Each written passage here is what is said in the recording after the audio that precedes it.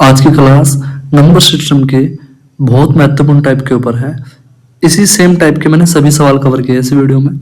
छोटा वीडियो होगा तो वीडियो को पूरा देखें और ये इस टाइप में आपको कभी भी कोई प्रॉब्लम नहीं होगी आज के बाद। अगर किसी को विभाजकता के नियम नहीं आते तो मैंने प्लेलिस्ट बना दी है, ठीक है। आप प्लेलिस्ट में चले जाइए, उस कंप्लीट मैथ्स के नाम से है, उस प्लेलिस्ट में आपको विभाजकता के नियम के ऊपर एक वीडियो मिल जाएगा, ठीक है। चलिए शुरू करते हैं। 9 से भाग, कौन सी संख्या 9 से भाग है या विभाज्य है, ठीक है। 9 का नियम क्या है? 9 का और 3 का नियम समान है। क्या है कि सभी अंकों का जोड़ अगर 9 से भाग होता है तो पूरी संख्या किससे भाग होगी? 9 से भाग होगी, ठीक है। तो चलो अब अंकों का जोड़ कैसे करना है, तो पूरी जोड़ लो संख्या, या 2 2 3 3 अंक करके जोड़ लो जो 9 से कटते हो। तो मैं क्या करता हूँ, मैं हमेशा ही 2 अंक 3 अंक ऐसे करके जोड़ता हूँ, देखता हूँ कट रहा है नहीं कट रहा है। तो चलो देखो भाई, आपका 5 एक मिनट, 5 और 6 11, 11 7 18 कट गया। क्या अब 5 और 6 11 बचे? क्या 11 कटता है 9 से? नहीं कटता, तो संख्या 9 से नहीं कटेगी। अब ये वाला देखो आपका भाई 8 और 6 14, 4 18 कट गया। अब ये 7 और 2 9 कट गया। जब दोनों कट गए, ठीक है, अब मतलब पूरी संख्या कट गई 9 से, तो बस ये हमारा क्या हो जाएगा? आंसर हो जाएगा। अगला क्वेश्चन देखते हैं, क्वेश्चन नंबर 2। क्वेश्चन नंबर 2 क्या कह रहा है कि कौन सी संख्या 6 से भाग है?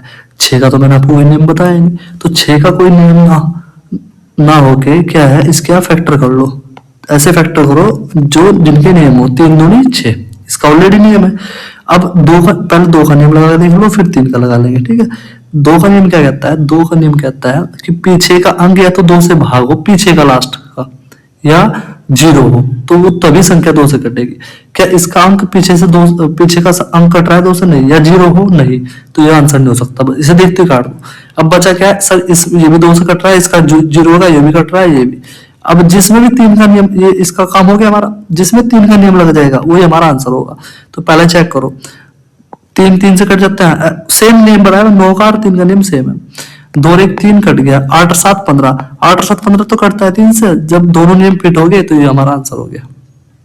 अगला सवाल वो बोल रहा है कि ये संख्या पूरी किससे कटती है? 8 से भाग होती है। तो y का क्या बताना है? न्यूनतम मान। सवाल ध्यान से पढ़ा करो, ध्यान रखना, ठीक है। तो मैं साइड में लिख देता हूँ सवाल। 6 4 8 4 y और आपका 6 किससे भाग होना चाहिए? आपका 8 से। अब 8 का नियम क्या है? मैं आपको पहले बताया, ये पूरी क्लास नियम के जितने भी टाइप, मतलब नियम का जो टाइप है ना विभाजकता का, उसके ऊपर है बस खाली, ठीक है। छोटा सा वीडियो, बहुत छोटा सा। चलो देखो, अब 8 का नियम क्या कहता है कि पीछे के सिर्फ 3 अंकों से मतलब है, बाकी के अंकों से कोई मतलब नहीं है। तो 3 अंक पीछे क्या होना चाहिए? 8 से कटने चाहिए। तो 4 y और 6 किससे कटना चाहिए? 8 से। अब ऑप्शन आप y की जगह रख कर देख लो, ठीक है। अब मैं एक उठाया, अगर एक रखूंगा मैं यहाँ, 8 5 40, ठीक है। कितना बचा? 1 और 8 दूनी 16, यानी पूरा भाग होगा। अगर किसी को दिक्कत हो ना, ऐसा रख लेना, ठीक है, ऐसा भाग करके देख लेना, तो पूरा भाग हो जाएगा। तो जब पूरा भाग होगा तो आंसर क्या होगा हमारा? एक ही आंसर हो जाएगा, ठीक है। अगला क्वेश्चन देखो, सबके सब PYQ क्वेश्चन है, पेपर में पूछे गए हैं, ठीक है भाई, तो इम्पोर्टेंट है थोड़ा। अगला क्वेश्चन देखो क्या बोल रहा है कि 15 अंकों वाली संख्या एक, पर देखो कितनी बड़ी संख्या दे दी उसने। तो अब वो उसने बोला क्या कि इसे ये 9 से भाग है, तो ए का मान बताओ किसका? ए का। तो क्या कुछ नहीं करना होता इसमें भी, मैं आपको क्या बताया, या तो दो अंक जोड़ो, 3 अंक जोड़ो, बस किससे कटना चाहिए? में 9 से कट रहे हैं ना, तो वो कोई दिक्कत नहीं है उसमें भी। तो देखो यहाँ मैं ये कर देता हूँ, 5 और 4 9 कट गया, और फिर 5 और 4 9 कट गया, फिर 6 और 3 9 कट गया, 7 और 2 9 कट गया, 9 से 2 कट ही जाएगा, फिर आपका 7 और 3 10 और 8 18 कट गया।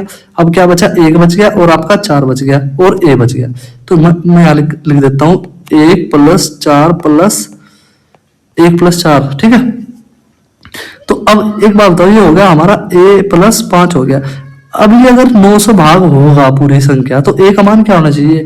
ऐसी संख्या जो इन दोनों का जोड़ क्या हो जाए? 9 हो जाए। तो ऑप्शन अगर मैं 4 रखूँ तो 4 + 5 क्या हो गया? 9 हो गया, ठीक है। अब 9 तो 9 से कटता है ना, हाँ, तो बस आंसर हमारा क्या हो गया? आपका 4 हो गया। अगला क्वेश्चन देखो, ये इसमें क्या बोल रहा है कि 9 से कौन सी संख्या भाग नहीं होगी। ये मुझे आप कमेंट बॉक्स में इसका आंसर बताओगे, ठीक है। इसका आंसर क्या कहाँ बताना है आपको, कमेंट बॉक्स में, ठीक है। मैं लिख देता हूँ यहाँ कमेंट बॉक्स में इसका सब के सब आंसर दोगे आप। अगला क्वेश्चन देखो, अब ये क्वेश्चन रिपीट हो गया, ठीक है, ऊपर वाला ही।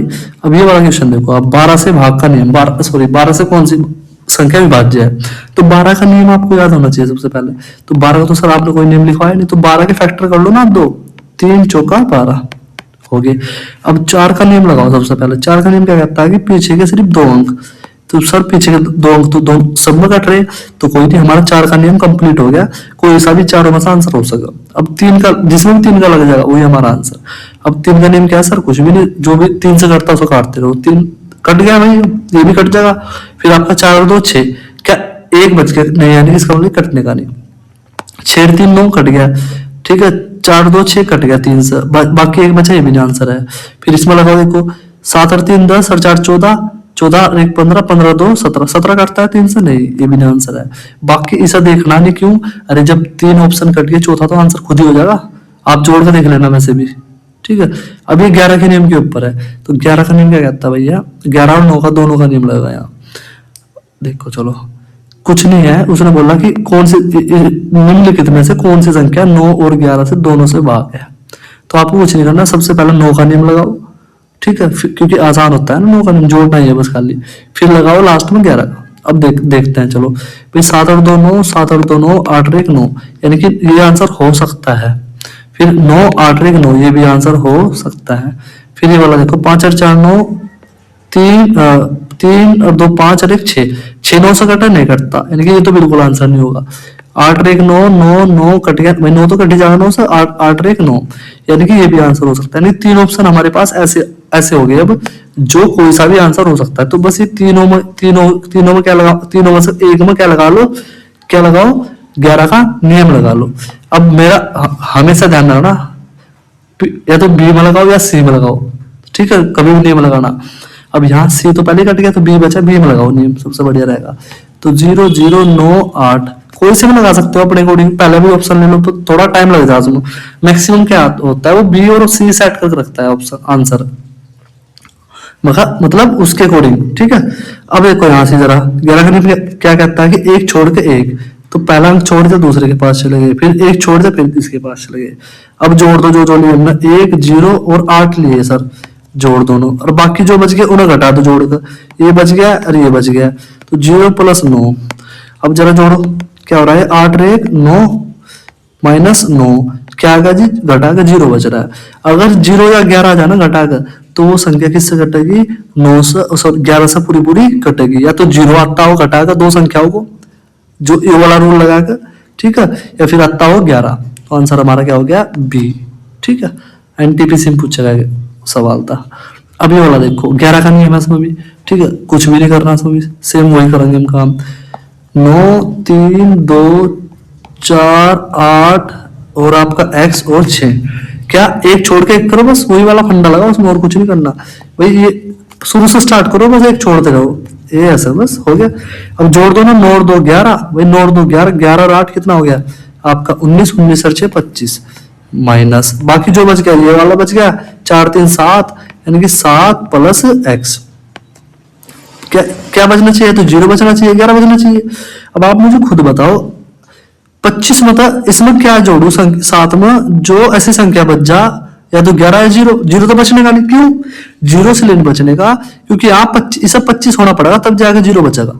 अब 25 कोई से भी 4 ऑप्शन में कोई सब जोड़ लो, 25 बिल्कुल भी नहीं बन सकता, बिल्कुल, ये तो बात सही कह रहे हैं आप। तो यानी जब 25 नहीं बन सकता, अब 25 में ऐसा क्या घटाऊं जो मतलब घट कर 0 आ जा, मतलब 11 आ जा, 0 तो बन नहीं सकता, क्यों, ना तो ये 25 होने का और ना 0 आने का, तो 11 यानी 11 बच सकता है। तो 11 बचाने के लिए मैं क्या रखूंगा, इसका मान 7 रखो, देखो 7 और 7 14, 25 में 14 जाऊंगा 11 बचेगा। जब 11 बच गया तो बस हमारा आंसर क्या हो गया आपका 7, क्यों, क्योंकि रूल क्या कहता है कि या तो 0 बचे या 11 बचे, तो अगर वो दोनों में से कोई बच गया तो पूरा पूरा किससे कटेगा, वो 11 से कटेगा। चलो अगला क्वेश्चन देखो, ये सेम सवाल कॉपी रिपीट हो गया, इसे भी देख लेना। अब ये वाला देखो, उसने कहा इसमें से कौन सी संख्या 11 से भाग है। 11 का नियम के ऊपर है ये भी, ठीक है भाई। या तो आप, चलो मैं ही करा देता हूं सभी। देखो चलो भाई, 5 0 4 x, फिर आपका 5, फिर आपका y, फिर आपका 3 बटा किससे भाग देना है आपको 11 से। तो लिखना क्या है, भाग तो देना ही है।